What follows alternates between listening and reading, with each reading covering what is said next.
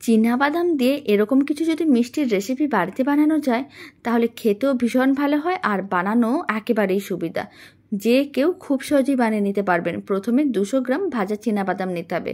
খোসাটা ছাড়িয়ে রেখেছিলাম, মিক্সির জারের মধ্যে নিয়ে ভালো করে গুঁড়ো করতে হবে। চীনাবাদামের গুঁড়োটা ঠিক এরকম করে রেডি করতে হবে। এবার একটা কড়াইকে গ্যাসের ওভেনের উপরে বসিয়ে দিয়েছিলাম। 1 কাপ চিনি, 1 কাপ জল আর 1 চিমটের মতন এলাচ গুঁড়ো দিয়ে দিলাম। খুব ভালো করে মিশিয়ে নিতে হবে। চিনি শিরাটাকে হাই ফ্লেমে ভালো করে ফুটিয়ে বেশ ঘন করতে হবে। যখনই চিনি শিরাটা বেশ ঘন হয়ে যাবে তারপরে এর মধ্যে দিয়ে দিতে হবে চীনাবাদামের গুঁড়ো আর গুঁড়ো দুধ।